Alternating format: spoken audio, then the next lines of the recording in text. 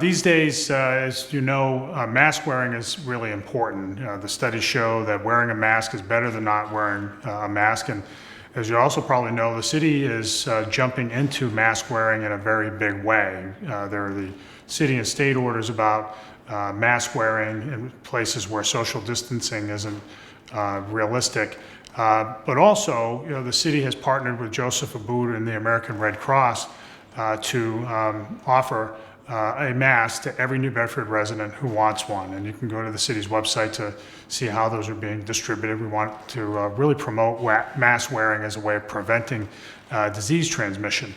But masks have to be worn properly, they have to be managed properly, or they won't work. And so to tell us how they should be worn and managed is one of our resident experts whom you've heard from before, none other than the First Lady of New Bedford herself, and Partridge, who is a professor of medicine at the Harvard Medical School and vice chairman of medical oncology at the Dana-Farber Cancer Institute in Boston. And she's taught me everything I know about mask wearing, so I wanted to share all that with you. So I'll at a safe social distance, I'll call her into the camera frame. We don't have to social distance you. We live together, remember? Oh yeah, that's right. Yeah, we don't social distance.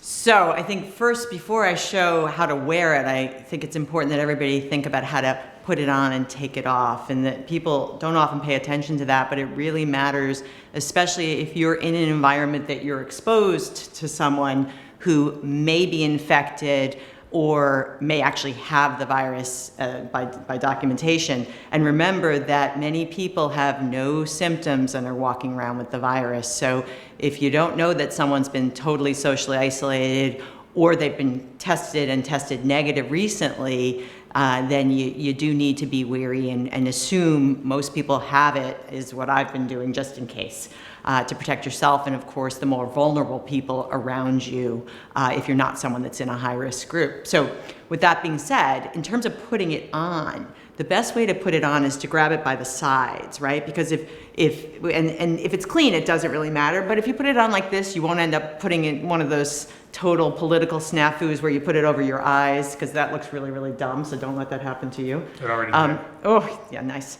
But the other piece is, how do you wear it? Okay, so I've got it on, I've got it covering over my nose. If you wear glasses, they can get really foggy. So people who wear glasses often will say, squeeze the nose as best you can. Some people are using tape. Some people use the surgical masks or put the glasses down a little lower. It is a challenge, I have to say.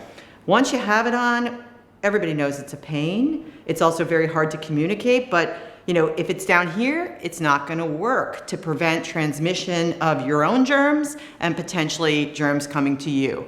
If it's down here, it's not going to work because your nose still lets particles and air in and out. Air will come in and out with the mask, and really keeping it between the outside and your nose and your mouth, which is the two places that air comes in and out, is super important.